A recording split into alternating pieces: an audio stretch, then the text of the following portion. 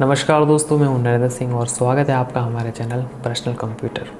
आज हम बात करने वाले हैं, अगर आप एक लैपटॉप लेते हैं तो कौन कौन सी समस्या है जिनके साथ आपका सामना होगा। मैं आपको 7 समस्या बताने वाला हूं, ये आपको किसी भी लैपटॉप के अंदर सामना हो सकता है। तो आइए शुरू करते हैं वीडियो।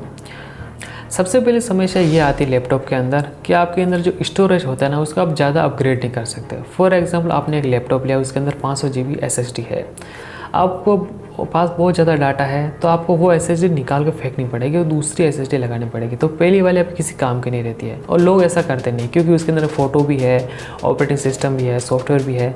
तो लोग क्या करते हैं, फिर एक बाहर से जो SSD वगैरह आती है ना एक्सटर्नल, उसको अपने कंप्यूटर यूज़ करते हैं। मतलब एक प्लगिंग लगा देते हैं अपने USB प्लग और उसको यूज़ करते हैं, या फिर हार्ड ड्राइव को इसी पर यूज़ करते हैं। लेकिन वो इतना सुरक्षित नहीं, बार बार लगाओ निकालो, ये इतना सुरक्षित नहीं रहता। ये लैपटॉप की सबसे बड़ी समस्या लगती है मुझे।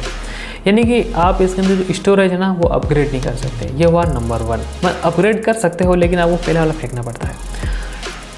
अब बात करते हैं नंबर 2। नंबर 2 पे दोस्तों लैपटॉप की एक और समस्या ये है कि अगर इसका जो मदरबोर्ड होता है ना, वो जल जाता है बाई चांस, तो आपका बहुत नुकसान होता है। क्योंकि लैपटॉप में मदरबोर्ड सब कुछ होता है, उसके अंदर ही आपका CPU होता है, GPU होता है, और बहुत सारी चीज़ें उसके अंदर होती है। वो जल जाता है ना, तो देख लो वो मदरबोर्ड ख़त्म हो गया और आपको नया लेना ही पड़ता है। लेकिन डेस्कटॉप कंप्यूटर के अंदर अगर मदरबोर्ड भी जल जाए ना 6-7-8 हज़ार का, तो दूसरा डाल देता है, क्योंकि उसके अंदर हर चीज़ अलग अलग होती है। तो ये मुझे लैपटॉप का बहुत ही ज़्यादा नुकसान लगता है। भाई मदरबोर्ड पे सब कुछ सिस्टम निर्भर है, मदरबोर्ड ही उड़ गया तभी क्या करें। तो ये हुआ नंबर 2। अब बात करते हैं नंबर 3। लैपटॉप को दोस्तों आप 24 घंटे उपयोग में नहीं ले सकते लगातार। मतलब चला सकते हैं, आपकी इच्छा हो तो उसको 24 घंटे चले, लेकिन फिर वो क्या कि 3 साल 4 साल में जवाब दे देगा। जैसे जो डेस्कटॉप कंप्यूटर आपने कभी बैंकों के अंदर देखा, सभी डेस्कटॉप कंप्यूटर लगता है और 24 घंटे चलाया जा सकता है। उसके अंदर पंखा नहीं, हवा की बहुत कूलिंग अच्छी व्यवस्था होती है। लैपटॉप के 2 छोटे छोटे फैन होते हैं, उसमें से वो गर्म हवा फेंकने लगते हैं। तो लैपटॉप को 24 घंटे के हिसाब से डिज़ाइन नहीं किया गया है। ऑफिस वर्क के लिए कहीं ले जाना है, उस हिसाब से डिज़ाइन किया गया है। अभी लोग उस पर ले लेके गेमिंग वगैरह कर रहे हैं, लेकिन भाई वो उस हिसाब से काम नहीं करता है। वो उसी हिसाब चले जिस हिसाब से डिज़ाइन किया गया है। इन्हें अगर आप 24 घंटे अगर लैपटॉप उपयोग करोगे तो वो 3-4 साल के अंदर दम तोड़ देगा। तो ये हुआ नंबर 3। अब बात करते हैं दोस्तों नंबर 4।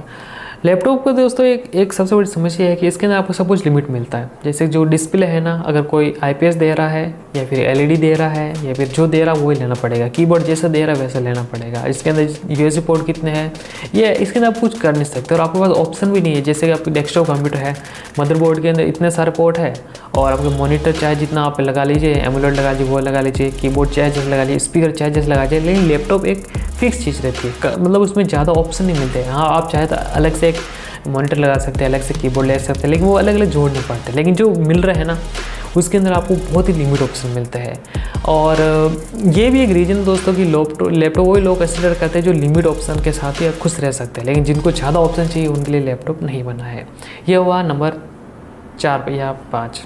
नेक्स्ट पॉइंट की बात की जाए तो दोस्तों जो लैपटॉप है ना, ये बहुत ही ज़्यादा इनकी जो रिपेयरिंग है ना, बहुत ही ज़्यादा एक्सपेंसिव आती है। फॉर एग्जांपल, उनका जो कीबोर्ड है वो ख़राब हो गया लैपटॉप का, अगर आप सर्विस सेंटर जाएंगे तो आपको पता नहीं 1200 बिल बना है, 1500 बिल बना है, आप कितना बिल बना सकते हैं कह नहीं सकते, कि वो बोलेगा दूसरा पार्ट भी ख़राब है, माउस पैड ही ख़राब है। इस प्रकार बिल बहुत अधिक बन सकता है। डेस्कटॉप के साथ क्या है कि कीबोर्ड ख़राब हो गया, फेंक दो, दूसरा लगा दो। लेकिन लैपटॉप की रिपेयरिंग आपको महंगी पड़ती है। जैसे आपका वेब कैम नहीं चल रहा है या कुछ भी नहीं चल रहा है, आप सर्विस सेंटर ले जाते हैं तो उसका अच्छा खासा बिल बन जाता है। इसलिए लैपटॉप और मोबाइल की जो सर्विस सेंटर वाली रिपेयरिंग है ना, ये बहुत महंगी पड़ रही है। और इसके अलावा अगर हम नेक्स्ट पॉइंट की बात की जाए तो लैपटॉप को अगर मैं एक शब्द में कहूँ ना दोस्तों, यूज़ करो और फेंको वाली स्थिति है। अगर जैसे आपका लैपटॉप 5 साल पुराना हो गया, वो बहुत लेग हो रहा है, बहुत लेकर चल नहीं रहा है, अभी आपको फेंकना पड़ेगा। लेकिन अगर आपका डेस्कटॉप कंप्यूटर जो मेरे पास है 10 साल पुराना हो गया, तो भी उसकी बहुत सारी चीज़ें काम आ जाएगी। जैसे कि उसकी पावर सप्लाई काम आ जाएगी, CPU काम आ जाएगा, तक उसका मदरबोर्ड भी काम आ सकता है, और इसका जैसे कि कोई ब्लूटूथ है अलग से लगी हुई चिप वो काम आ जाएगी, वाईफाई वो अडेप्टर काम आ जाएगी। यानी हर चीज़ आप काम आ सकती है डेस्कटॉप की। लेकिन लैपटॉप यूज़ किया थ्रो फेंको, बस यूज़ किया फेंको वाली स्थिति है। लेकिन इसीलिए लैपटॉप 4-5 साल का इन्वेस्टमेंट है, और जो डेस्कटॉप है वो 10 साल से भी अधिक इन्वेस्टमेंट है, क्योंकि मेरे पास से भी 10 साल से पुराने कंप्यूटर पड़े हैं। और आखिरी पॉइंट बात किया जाए दोस्तों, वो है गेमिंग।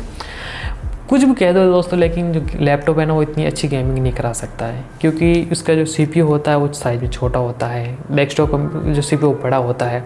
इसलिए आपने देखा होगा जो बड़े बड़े गेमर उससे भी सिर्फ डेस्कटॉप पे गेमिंग करते हैं, लैपटॉप पे नहीं होती पाई गेमिंग, उस लेवल की नहीं होती। आप जैसे 2 लाख का लैपटॉप ले लो, 1 लाख का आप डेस्कटॉप कंप्यूटर खरीदो, आपको कितना अंतर दिखेगा? इतना अंतर नहीं दिखेगा, क्योंकि डेस्कटॉप कंप्यूटर ये गेमिंग हिसाब से पंखे वगैरह इसके अंदर कूलिंग अच्छी व्यवस्था होती है। इसलिए जो लगातार गेमिंग करने 6 घंटे 7 घंटे जो स्ट्रीमिंग करते हैं 12 घंटे, वो डेस्कटॉप कंप्यूटर हो सकती है।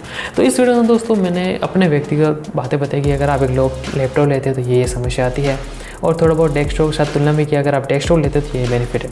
अगर आपको वीडियो पसंद आई है तो लाइक करें, कमेंट संबंधी ऐसी वीडियो चाहिए तो सब्सक्राइब करने के साथ बेल आइकन दबाइए। Thank you.